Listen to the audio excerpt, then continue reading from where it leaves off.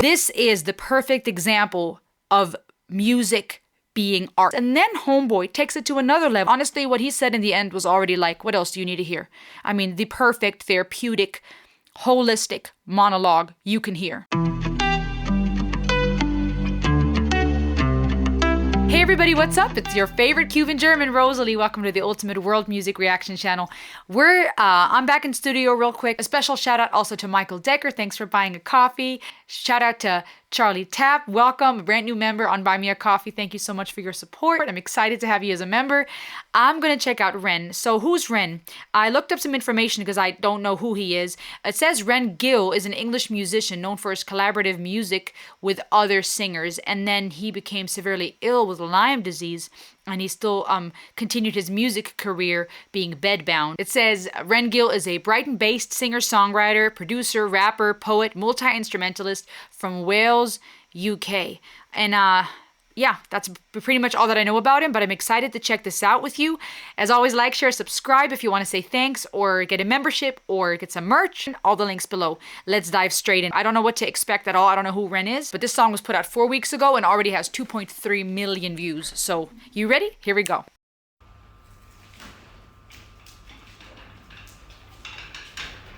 Oh, wow.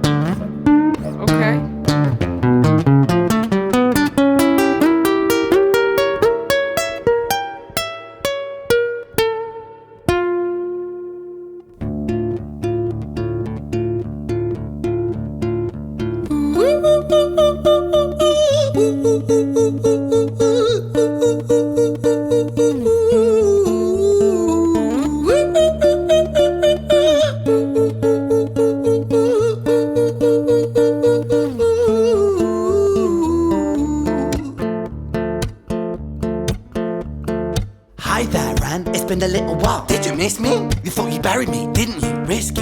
Cause I always come back. Deep down you know that. Deep down you know I'm always in periphery. Ren, are you pleased to see me? It's been weeks since we spoke, bro. I know you need me. You're the sheep, I'm the shepherd. Not your place to lead me. Not your place to be biting off the hand that feeds me. Hi, Ren. I've been taking some time to be distant. I've been taking some time to be still. I've been taking some time to be by myself since my therapist told me I'm ill. And I've been making some progress lately, and I've learned some new coping skills. So I haven't really needed you much, man. I think we need to just step back and chill. Ren, you sound more insane than I do. You think that those doctors are really there to guide you? Been through this a million times. Your civilian mind is so perfect to always being lied to. Okay, take another pill, boy. Drown yourself in the sound of white noise. Follow this 10-step program, rejoice. All your problems will be gone. Fucking dumb boy. Nah, mate. This time is different, man, trust me. I feel like things might be falling in place. And my music's been kinda doing bits too. Like I actually might do something great. And when I'm gone, maybe I'll be remembered for doing something special with myself. That's why I don't think that we should talk, man. Cause when you're with me, it never seems to help. You think that you can amputate me? I am you, you are me, you are I am we are one. Split in two, that makes one. So you see, you gotta kill you if you wanna kill me. I'm not. Oh my gosh, slow down, hold on, what? Wow, I'll go back. Dang, there's so many layers to this right now. Y'all know we're all about music and psychology up in here, so we appreciate taking things apart musically, just understanding what's going on, but then also diving into the psychology behind the music, the arrangement, the lyrics. And we'll talk about the lyrics and the more of the psychological stuff afterward. But musically, I've already got to say, I have no idea who this guy is. All that I saw is what I read to you guys in the beginning, but I am already very impressed. His finger-picking skills and the guitar are already very good, and just starting with such skill and the way he's finger-picking, setting the tone for this track was already very, very profound. I'm like, wow, he's really good. And it said he's a multi-instrumentalist, so it's just phenomenal to see all what he can do. Then he starts singing, so high, crisp and clear. And at one point, what was phenomenal, it almost sounded like he was doing like half steps as he was singing back and going back and forth between notes. Very subtle, very clear, strong, great breath control. I mean, phenomenal, but very unique in the composition as he's finger picking. Then he switches to a different rhythm with his guitar to set up the rhythm and the beat for what he's about to do as he's rapping. And we won't go into too much detail. I want to just experience the track first. But obviously we can see how he's having this monologue, if you will, dialogue with himself, back and forth, two sides of himself, if you will. And I'm already getting a little bit of the NF vibe in the sense of talking about therapy, dealing with his struggles, working through issues, talking about coping skills and going to therapy to get help. And this internal battle between the Ren. Let's go back a bit. Remembered for doing something special with myself. That's why I don't think that we should talk, man. Cause when you're with me, it never seems to help. You think that you can amputate me? I am you, you are me, you are I am we are one. Split in two, that makes one. So you see, you gotta kill you if you wanna kill me. I'm not leftover dinner, I'm not scraps on the side. Oh, your music is thriving, delusional guy. Where's your top 10 hit? Where's your interview with Oprah? Where are your Grammys, Ren? Nowhere. Yeah, but my music's not commercial like that. I never chase numbers, statistics or stats. I never write hooks for the radio, they never even play me, so why would I concern myself with that? But my music is really connecting, and the people who find it respect it. And for me that's enough, cause this life's been tough, so it gives me a purpose I can rest in. Man, you sound so pretentious. Ren, your music is so self-centered. No one wants to hear another song about how much you hate yourself. Trust me. You should be so lucky, having me inside you to guide you, remind you, to manage expectations, provide you perspective. That thing you neglected, I get it. You wanna be a big deal, next Jimi Hendrix, forget it. Man, it's not like that. Man, it's just like that. I'm inside you, you twat. No, it's not, man, you're wrong. When I write, I belong. Let me break the fourth wall by acknowledging this song. Oh my gosh, there's so much. I mean, it's almost comedic at some point, the way that he's singing and the way that he's rapping, you know, like, I'm inside you, you twat. Like, it's very almost playful at moments, but still sad and very real. And I can totally see people really loving this type of music for similar reasons why we love NF and different artists out there who are not afraid, or even Dave, the British rapper that I recently discovered, thanks to you guys. People that are not afraid, that are not mainstream, may not be played on the radio, as he even says himself, but that are not afraid to talk about hard stuff. And even just from reading that he was diagnosed with Lyme disease, and we'll talk about what that is, most of you probably already know, hence why he's in the wheelchair, is profound. It's really relatable, and I think we live in a time right now, and I'll keep going, where people are hungry for substance, hungry for quality, hungry for art, and for people that understand pain. And he is not shying away from talking about it, including this internal battle between that voice inside him that's going, oh, you just want to be great and you've not made it and who are you anyways? And the version of himself saying, I'm trying to work on myself. I'm not about just trying to be big and get on the big interviews and get the Grammys. I actually matter to people. What I do matters. And I think just fighting with those internal demons, if you will, is relatable to many of us. Let's keep going. This is phenomenal.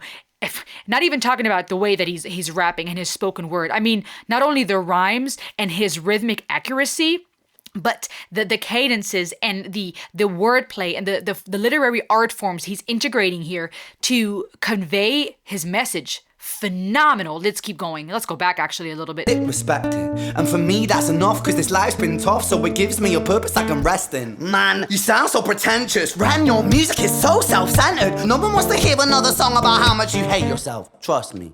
You should be so lucky, having me inside you to guide you, remind you, to manage expectations, provide you perspective. That thing you neglected, I get it. You wanna be a big deal, next Jimi Hendrix, forget it. Man, it's not like that. Man, it's just like that. I'm inside you, you twat. No, it's not, man, you're wrong. When I write, I belong. Let me break the fourth wall by acknowledging this song. Ren sits down, has a stroke of genius. He wants to write a song that was not done previous. A battle with the subconscious, Eminem did it. Played on guitar, Plan B did it. Man, you're not original, you criminal rip-off artist. The pinnacle of your success is stealing other people's material. Ren, mate, we've heard it all before. She sells seashells on the seashore. Fuck you, I don't need you, I don't need to hear this. Cause I'm fine by myself, I'm a genius. And I will be great, and I will make waves, and I'll shake up the whole world beneath us. That's right, speak your truth, your fucking God complex leaks out of you. It's refreshing to ask for you, say it instead of downplay it. Music is all about the creative process, and if people can find something to relate to within that, then that's just a bonus. Fuck you, I'ma fucking kill you, Ren. Well, fucking kill me then, let's fucking have you, Ren. I'ma do it, watch me prove it. Who are you to doubt my music? Cause I call the shots, I choose if you die. Yeah, I call the shots and so I choose who survives. I'll tie you up in knots when I lock you inside. Newsflash. I was created at the dawn of creation. I am temptation. I am the snake in Eden. I am the reason for treason, beheading all kings. I am sin, with no rhyme or reason. Son of the morning, Lucifer, Antichrist, father of lies. Mephistopheles, truth in a blender, deceitful pretender, the banished avenger, the righteous surrender. When standing in front of my solar eclipse, my name is stitched to your lips. So you see, I won't bow to the will of a mortal, feeble and normal. You wanna kill me? I'm eternal immortal. I live in every decision that catalyzes chaos, that causes division. I live inside death, the beginning of end. I am you, you are me, I am you, Ren.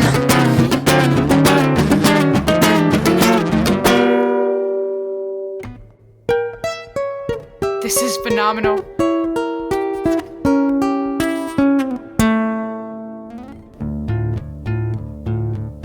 I don't even want to stop, guys. We'll talk after. Hi, Ren.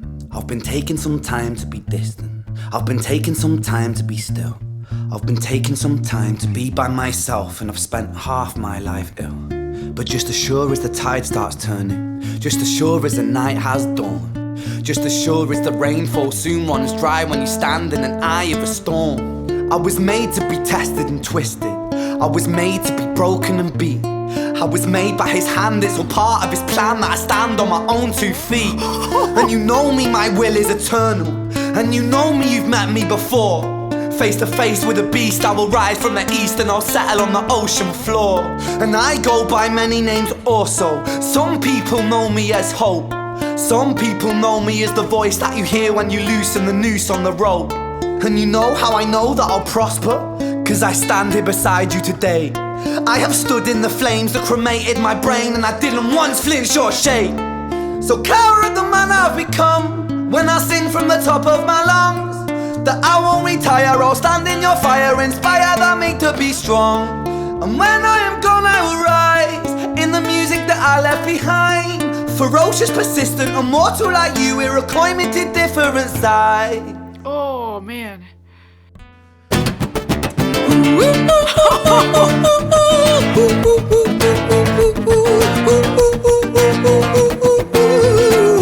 Yes!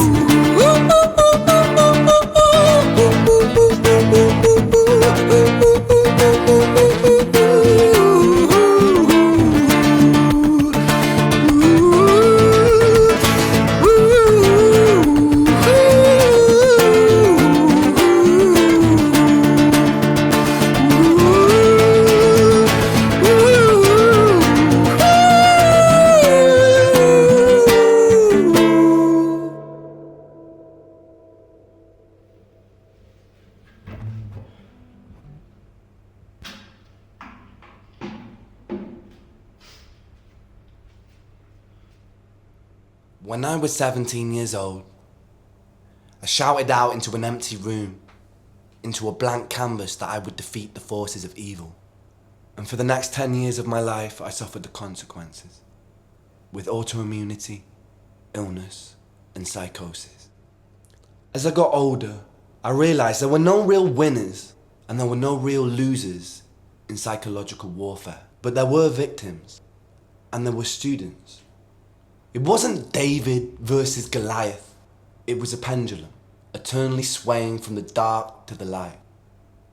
And the more intensely that the light shone, the darker the shadow it cast. It was never really a battle for me to win. It was an eternal dance. And like a dance, the more rigid I became, the harder it got. The more I cursed my clumsy footsteps, the more I struggled. So I got older, and I learned to relax, and I learned to soften, and that dance got easier. It is this eternal dance that separates human beings from angels, from demons, from gods. And I must not forget, we must not forget, that we are human beings.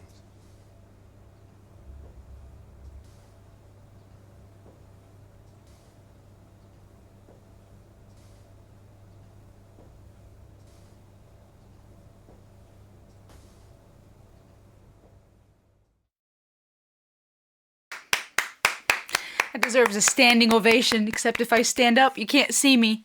I'm speechless, you guys. I'm speechless. I might title this Therapist Reacts to Hi Ren, who is Ren, Cuban German reaction. I don't even know what I'm gonna title this because, as you know, we're all about music and psychology here.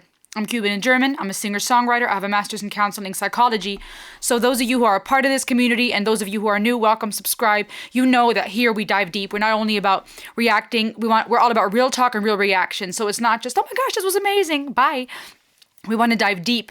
And because music and psychology are both two big passions of mine that to me go together as well, that's the approach I want to have. But I'm not even sure what I'm going to title this yet because this is so profound in so many ways. And he is so talented. And this is the perfect example of music being art. This is the perfect example of art, a true artist. And I would like to ask you right now, before we dive in, go to the link in my description to this original video, subscribe to him. He has over 500,000 subscribers. That should be millions. And this song has been viewed about 2.3 million times, 4 weeks out now. It should be viewed millions of times. And I'll tell you why. Not only because we want to support this guy, but because he is leaving a legacy. Now, I'll tell you what, this young man is going through very hard times. For years now, been fighting Lyme disease, from what I've been told.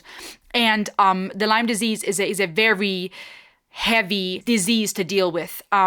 Symptoms such as fever, headache, fatigue, skin rashes. But then you also have those late stage symptoms could be something such as facial palsy, where there's paralysis in the face, or arthritis, joint pain, swelling. We're talking pain, we're talking suffering, which would explain why he's in the wheelchair, why his legs are weaker, even referring to that in the song, okay? So this guy has been fighting this, and that already makes him a hero in his own right, working through this. But when you deal with a disease, when you're diagnosed with something that will change your life, that may alter your life expectancy, that will alter the quality of your life, and now you're bedridden, you're suffering, you're hurting, oftentimes those crucial moments bring us face to face with death anxiety. Now, different things in life can bring that about. It can be a death of a loved one, divorce. It could be things like a heavy dream, life-altering event, something traumatic, or a diagnosis of sorts. Oftentimes, it's those key moments in our life that will evoke death anxieties and existential fears. Now, we all have them to some degree, and it manifests in different ways. Some people don't want to deal with it at all. They are in denial, or they look for comfort in faith. They don't even deal with death anxiety and fear. You know, it's just all about the life after and heaven or whatever afterlife they believe in. You have those who defy death, try to defy it. They do crazy things, adventures, bungee jumping, look for that adrenaline rush in different ways, defying death underneath. According to existential theory, that's the thought. And then you have those who are trying to escape their death anxieties by trying to counter it, be successful, make more money, get facial alterations and look more youthful, trying to stay youthful and successful and amazing because they are terrified of getting older and life just drifting away. So we all have different ways, more or less, according to existential theory, that deals with death anxiety. When you experience something significant like being diagnosed with a disease, existential fears and death anxiety will kick in, and there's a whole lot to work through, ideally with a therapist, a professional, working through things like, what now? What do I do with the time that I have left? What can I do that matters? Because for many people, death is so scary because you have to reflect on, what did I do with my life? Even like, I believe it's Sartre that says, and I'll paraphrase in my own words, we want it to be that when our heart beats its last beat, it falls on the last page of the book. That when death comes for us, it'll find a dead man, a dead woman. This idea of having lived life so full that our last heartbeat falls on the last chapter of our life's book, that all the death can come for is a dead person because we lived life to the fullest. We lived it out. We maxed it out.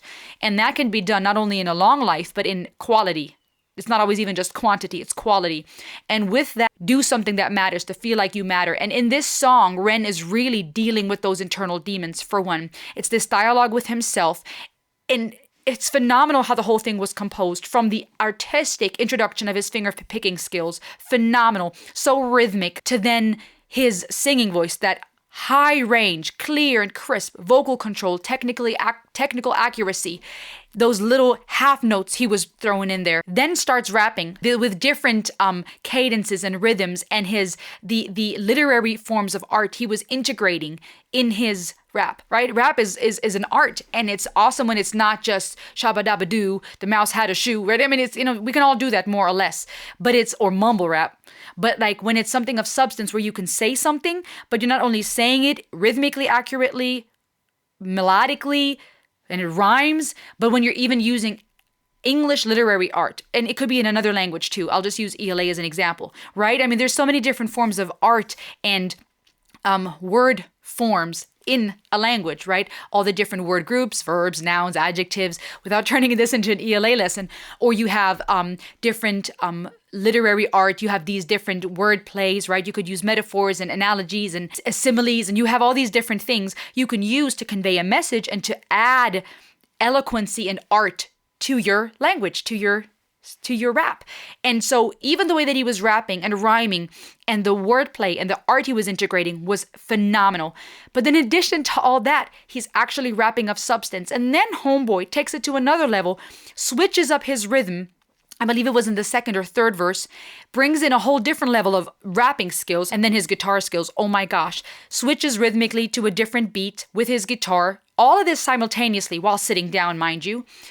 Had me in tears when he stood up, because that's so symbolically profound for fighting this disease, fighting being bound to a wheelchair, rising up. We'll talk about that in a second. Has this dialogue with himself, and whenever he would switch between one or the other person of himself, other version of himself, the voice inside, if you will, the angel, the demon, you could say, that yin and yang, that internal struggle, both sides of the coin, as he later says. He's even switching his vocal performance, right? More of that devilish, evil, playful, oh yeah, and then more calm and mature, lower range when it was the other version of him. Hi Ren, it's been a little while. Did you miss me? You thought you'd bury me, didn't you? Total NF vibe I'm getting here, and I absolutely love it because I always come back. Deep down, you know that. Deep down, you know I'm always in periphery. You know you need me. You're the sheep, I'm the shepherd. Not your place to lead me. Dang. I mean, talk about an internal struggle when those voices inside your head, these lies we struggle with, or the dark side of things we struggle with, when that wants to take over and tell us, you're the sheep, I'm the shepherd, it's not your place to lead me. Even though when we go through therapy, when we work through our struggles and our internal trauma and pain and our existential fears, we realize that we very well have power to lead. We very well are loved, and there is a good shepherd who wants to care for us, and we have been given everything we need inside to lead. And then later even says, if you kill you, you kill me, right? Almost like you're stuck with me. There's no way to get out of this internal battle, this voice. It reminds me a lot of NF and those internal struggles of anger and fear within him. Even says later on when NF is responding to himself, and the more calm, wholesome, if you will, and not NF, the more wholesome Ren that's speaking, even refers to going to therapy and says, I've been getting some coping skills. I'm working on myself. I'm trying to be okay. And this other voice inside him, this other side of Ren, if you will, constantly trying to pull him back to let him know, oh no, you're stuck, you're screwed, it's done. Very doom and gloom. Really that dark versus light. I've been taking some time to be distant, he responds. I've been taking some time to be still.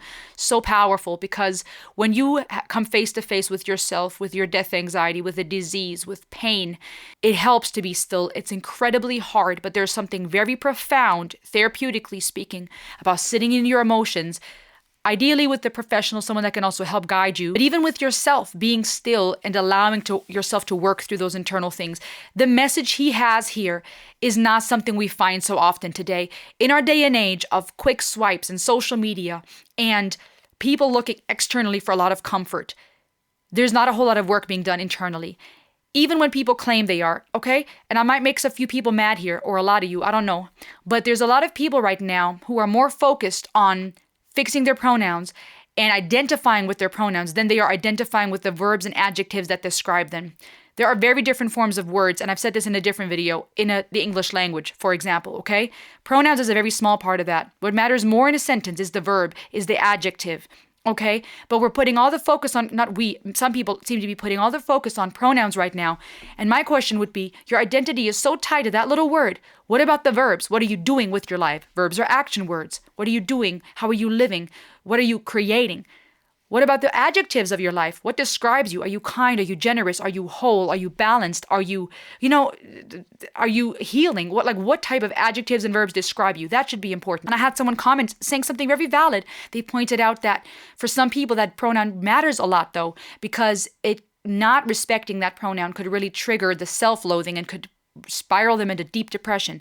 And I'm not saying that to say we just dismiss people's wishes and we intentionally call them something else to just show people I'm not going to do what you want me to. I'm not talking about that. There are people really hurting, and I can only imagine how painful it must be to wake up feeling like you are in the wrong body, suffering and hurting. But what I'm trying to say is, and this person commenting this kind of actually proved my point, if a pronoun, the use of one or the lack thereof, can cause someone to spiral into complete self-loathing, there is a bigger issue at hand. It wasn't the pronoun in essence. If they're self-loathing, that word in itself already speaks volumes. There's something really deep inside, and my heart goes out to them. So I'm not saying this to say we just, dismiss people's requests and feelings, but we got to talk about the deeper stuff. And in our day and age with TikTok and social media, a lot of it is external. And you'll have people that will talk to their million followers and say, oh, I've been doing the work and learning to love myself. But my counter question would be, are you? Do you really love yourself if it's just you? It's easy to feel good about yourself when you're creating crazy, polarizing, provocative content that people either love or hate, and millions are now commenting, oh my gosh, you're so amazing, OMG. Of course you're going to start feeling good about yourself. That's not doing the hard work. If we have to change things on the outside, continuously put up a persona, chop body parts off, change everything, and we're so consumed by little words and external things, and we feel good once we get that fix, because social media really does that. Scientifically, it releases these feel-good chemicals in our brain that make us want more. How many subscribers, how many views, how many likes. It's understandable, it's human. You feel good about yourself, but you get that fix, now you need more of it. The same goes for all kinds of addictions. That goes for drugs, that goes for pornography addiction, for alcohol addiction. You get that fix, now you need more, or more frequently, or a harder dosage of it to get the same result. And these chemicals that make us feel good for a second are externally influenced, and we're not dealing with the internal demons.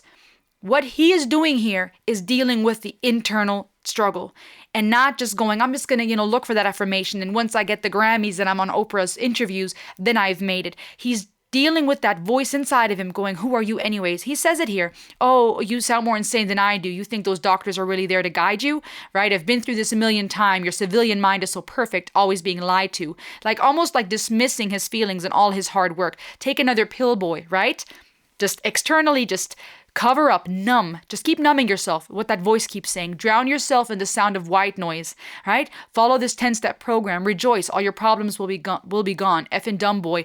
Just really this concept of just external. Take the pill, listen to the sound, scroll mindlessly, become a zombie. Nah, mate, this time it's different, man. Trust me. Ren is responding. I feel like things might be falling in place. My music's been kind of doing bits too. Like I actually might do something great. You abso-freaking-lutely are, Ren. When I'm gone, maybe I'll be remembered. And this is where he is touching on existential fears. When you're hurting and you don't know how much time you have left, you really start asking yourself questions like, what happens when I'm dead? And what does my life mean? And what type of legacy am I leaving behind? And the way that he put his guitar in front of his wheelchair and stood up to talk to us in the end, honestly, what he said in the end was already like, what else do you need to hear? I mean, the perfect, therapeutic, holistic monologue you can hear. But the way he leaves his wheelchair and leaves his guitar there is symbolically, to me, very profound, because it implies this idea that when he is gone, his guitar, his music is a part of the legacy he's leaving behind for us to hold on to, for anybody that comes after us, to remember him by. And that means something. When you feel like you can live on through other people, through the memories of others, that brings a certain level of comfort. Even professors and psychologists, psychotherapists like Dr. Yalom, who bases a lot of his work and gets a lot of inspiration from philosophers like Epicurus, they say, there's the remedy is in having happy and wholesome memories. It's not in just hedonistic looking for pleasure everywhere, right? People will try to defy their death fear with that too. Let's just go crazy and go party and not deal and just fun, right? To max out on life. But then you end up waking up the next day still feeling empty. It's this empty attempt to deal with your fears because you're not dealing with what's inside. But there's something profound about creating something, doing something with your life, leaving a legacy for those when you're gone, and holding on to the memories of the good things in your life. And then this dialogue continues. You think you can amputate me? I'm you, you're me, you are, I am we. I mean, profound. You are I am we. Amazing. We're one split in two that makes one, so you see. You got to kill you if you want to kill me. I mean, just the rhymes, the cadences, the eloquency is phenomenal. Can you relate to that internal struggle, that dialogue of these voices that want to tell you, who do you think you are? What are you doing with your life? Where's your top 10 hit? Where's your interview with Oprah? Right? When we are dealing with death anxiety, and it doesn't have to be a big event that causes this, by the way. You may have experienced this in your life and it wasn't a traumatic event that triggered it, or a disease or a diagnosis or death. It may just be moments in our day-to-day life where we're going, what am I doing with my life? You see other people succeeding or not, and you go, what am I doing? Those internal voices that will have us believing, oh yeah, who are you anyways? Lies. Music's not commercial like that. Never chased numbers. And he's responding again. I never write hooks for the radio. They never even play me. Why should I concern myself with that? But my music is really connecting, and the people who find it respect it. Absolutely, Ren. For me, that's enough, because this life's been tough. So it gives me a purpose I can rest in. Powerful. And it's so true. When you have a hobby, an outlet, a creative outlet, you can create something that goes beyond you. That is incredibly therapeutic. And I would encourage you to do the same. Find something where you can give to others, pay it forward, put yourself in the art, and don't compare yourself. Don't wait till you're somebody else. If you've been trying to do something like I'm doing right now, do it. Put up your phone, just start recording. Don't wait and compare yourself and go, oh, I'm never going to be like him or her, or, oh, I can't sing like that. I struggle with those lies and insecurities. We've got to shut that voice up, create. You were made to create. You were made for greatness. You are special. My friend, I'm talking to you right now, and I need you to hear me. You matter. The space you fill when you enter a room matters. Your voice, the things you have to say, your life story, the crap you've been through matters. And wherever you are on this journey, none of us know when it's our time to go. You can leave a legacy here and now with the choices you make. Every day before us is the choice, life or death. Choose life. Choose life. Create, love, especially yourself. Let God love on you, and let that bubble up inside of you till it overflows, so that you know your life has value. And then it just goes back and forth, just this phenomenal conversation. Even the way that his voice changed, and the sound and the rasp in his voice, powerful. What's crazy is he can have this crazy rasp in his voice, and then he can just switch to this high-pitched, smooth, angelic singing. But it gets more and more intense. I'm gonna effing kill you. Oh, and what's really powerful, I don't want to miss this. The dark side of him, if you will, that internal struggle, that part of Ren gets really dark. It gets really, the flashing light. The setup is phenomenal. Just him with his guitar in the wheelchair, the broken cracks in the wall, that little lamp. It's really great contrast between a little bit of hope with that light, but also the crack and the depression and the sadness, and something that's worn down and empty, bare. When you're down to the bare minimum, when you are dealing with your pure existence, pure existential struggles, it's just you. You're still, and you have to deal with yourself. That is incredibly terrifying for many. Many of us, if we're not careful, we're just always doing something, be it on our phone, be it with family, with friends, going out. It is so hard to be alone, because that's when we really have to deal with who we are. And I personally find comfort in my faith, and knowing that God is there and that there's comfort and peace available. But that should also not be used as a crutch to deny our death anxieties. The idea, or the hope in a possible heaven and faith in God, shouldn't be used either to not deal with our demons or not get help when we have issues. And so it gets really dark, and this dark side of him just really gets really intense and dark. And it's really, F you, I'ma kill you. I was created at the dawn of creation. I'm temptation, the snake of Eden, reason for treason, beheading all kings. I'm sin with no rhyme or reason, right? Like wickedness that has no point. When sin comes and there's no reason for it, it's just wickedness. I mean, pure evil, son of the morning, Lucifer, Antichrist, father of lies. I mean, just truth in a blender. Dang. Father of lies, truth in a blender, deceitful pretender. This guy's a freaking genius. The righteous surrender. I mean, just the peak of what you could imagine evil to be. Complete just lies and destruction. In front of my solar eclipse, my name it is stitched to your lips. So see, I won't bow to the will of a mortal, feeble and normal. You want to kill me? I'm eternal, immortal. Really just complete utter chaos, destruction, and death. And then he stands up. And I was about to cry. I cried.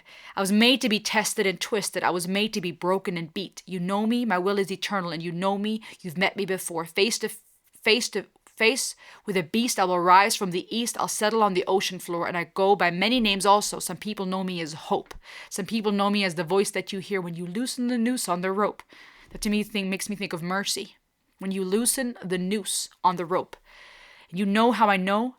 How I know that I'll prosper? Because I stand here beside you today. I've stood in the flames that cremated my brain, and I didn't once flinch or shake, so cower at the man I've become. When I sing from the top of my lungs that I won't retire, I'll stand in your fire, inspire the weak to be strong. When I'm gone, I will rise in the music that I left behind. Ferocious, persistent, immortal like you, we're a coin with two different sides. Really, this idea of yin and yang, of day and night, dark and light. We also find that in the Hebrew a lot of times, this duality, where that's part of life, and it's hard to accept. I think, like I said earlier, a lot of us, when we're not careful, we don't deal with the internal deep stuff. And there's so many ways externally to mask that. Filters, masks, literally things you can do to cover up what's really going on. In the music industry, where things are glorified that are complete perversion and crap, and people are not actually dealing with the death that's underneath. There's so many ways we can externally try to run away from what's really haunting us. The most powerful place is when we are real with ourselves and it's just us. And we have to be still and deal with the dark and the light, which I know many of you appreciate about certain artists out there that we've been reacting to, or even metal music, certain rappers dealing with the hard stuff, with your deep emotions, with death, with hurt through music, right? Where others that don't necessarily explore why, may be put off because it's so evil and dark. But when you actually listen, it's like, no, it's true. Life is hard and there's some deep stuff we got to deal with, and it's part of the same coin. The storms are very much a part of our life. Literally, when we look at the weather, and spiritually, psychologically, and metaphorically speaking. And it has to be dealt with in order to break through. And the way that he just then takes the whole conversation, inspiring the weak to be strong and acknowledging that there's two sides to it. And then the final epilogue that comes at the end is just, what else is there to say? I mean, honestly, I could have just played that again and be like, okay, therapist reacts. There you go, what he said. When I was 17 years old, I shouted out into an empty room, into a blank canvas, that I would defeat the forces of evil. And for the next 10 years of my life, I suffered the consequences. I feel like that sometimes in my own way, that when we start trying to stand up and fight evil and do what's right, somehow a bunch of obstacles come in. I know that that's the story for many, and it feels so discouraging at times, because it's like, man, I was gonna go against evil. Now evil is knocking me off my feet, and by evil I mean all kinds of things, in a spiritual sense, in a physical sense, with disease, with relational issues. It's crazy. And then he shares what the evil was he dealt with, the consequences. I mean, illness, autoimmunity, psychosis. As I got older, I realized there were no real winners or no real losers in physiological warfare, but there were victims and there were students. Oh, homeboy, yes. Huh? There's victims and there's students, and you get to decide who you're going to be. Are you going to be a victim? Is this going to defeat you? Whatever your diagnosis, whatever point in your life you're at right now, or are you going to be a student and learn from it? It wasn't a David versus Goliath. It was a pendulum eternally. That's interesting. Swaying between the dark and the light. The brighter the light shone, the darker the shadow it cast. That's true. The more, this is crazy, because scientifically this is fact, right? The more bright the light is, the darker the shadow. But you have that even in a spiritual sense, right? The more you want to do what's right and walk in the light, the more you possibly become aware of the evil and the wickedness that's out there. But what's crazy is there's also a verse in the Bible that says, where sin abounds, grace abounds even more. And I do see that even throughout the whole the Old Testament, where in all the crap the people were doing, in all the mess where God was like, I'm done with y'all, you constantly could see that message of hope throughout, saying, but I will redeem you. I will redeem you. But I'll bring you out. There's always so much hope. Hope keeps standing up. The sun keeps rising again. It was never a battle for me to win. It was an eternal dance. And that's freaking powerful, because I think when we shift our thinking in life in general from, oh, I got to win this battle. And that goes for everything, right? When it comes to success and money, when it's all just about climbing a ladder and this constant pursuit for the next thing, oh, the next holiday, right? You see it in the stores all the time, especially in the West, the commercialization. Christmas trees haven't even been taken down yet, and there's already stuff for Valentine's Day out. We're always chasing the next gift, the next fix, the next celebration, and it's so easy to be sucked into that. That goes for everything from, oh, the latest product to, oh, what are you supposed to look like or be like as a man or woman? That goes to the latest trends, that applies to, oh, the distractions politically or economically. Oh my goodness, we're all doomed. This war, this inflation. And it's just constantly distraction after distraction after distraction, and creating this mindset that we always just have to fight. Once I reach this, then I'll be happy. Once I find this spouse, once I have the kids, once I reach this promotion, chasing after wind, and then our life's over. Instead, realizing it's an eternal dance. The more rigid I became, the harder it got. The more I cursed my clumsy footsteps, the more I suffered, which is also very literal here with his diagnosis, but also very psychologically applicable. The more we hold on to something and try to fix it, the worse it gets. To me, for example, I had a very bad habit, well, many, but a very bad habit of often saying sorry all the time, like very unhealthily, to the point where, and it stemmed from insecurities and fears and other things that I won't go into detail now, but it got so bad to the point where I would say sorry for saying sorry, and it would annoy many people, understandably so. But no matter how many times people said, stop saying sorry, oh my gosh, I didn't stop, oh, sorry. And I remember one person, I wish I remembered them to this day because I would thank them now. They said, who cares? So what if you say sorry? And it did something in me. I didn't magically stop saying sorry and I was healed from these insecurities and these, people-pleasing urges. But it did something in me because I realized, yeah, so what? And by shifting my mindset and being like, yeah, that's who I am, accepting myself with that, it almost over the course of time allows me to be more gracious with myself. And naturally, I say sorry less versus digging my heels in, right? Cursing this clumsiness in whatever area. And now I suffer even more because I'm obsessing about it even more. And that goes for many things. People that have OCD, can relate to that. The more we obsess about it, the more our neurological patterns in our brain are reinforced because we're thinking that the neurons are firing and these patterns are being reinforced in our mind. That goes for muscle memory too, right? The more you do something, it becomes habitual. And the more we cling to something, almost like, I gotta relax. Naturally, we're not going to relax. And so I got older, I learned to relax. I learned to soften, and that dance got easier, which is literally true, right? When you go with the flow, you feel the music, it's easier to dance. And that goes for our mental health, our physical being too.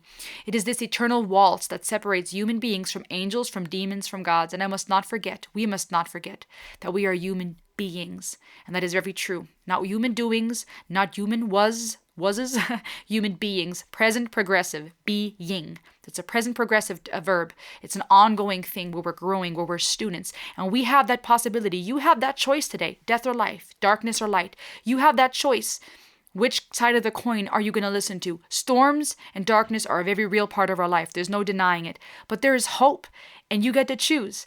And you get to create and leave a legacy. This is phenomenal. I know we went deep today, but what did you expect? This is incredible. If Ren sees this reaction, I'd be honored if he stops by. But Ren, hats off to you. Standing ovation. Thank you for leaving a legacy and for inspiring us and giving us a therapy lesson. I mean, phenomenal. And the rest of you, I mean it, and I'll say it again. I hope you know you matter. Do something of value. Choose life today. Act justly. Love mercy. Walk humbly. You're so loved. You are so flippin' loved.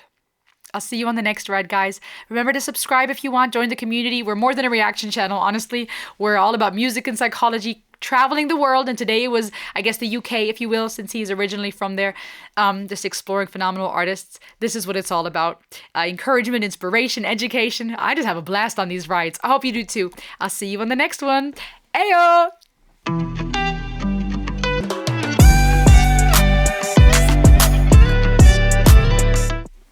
Riders Nation!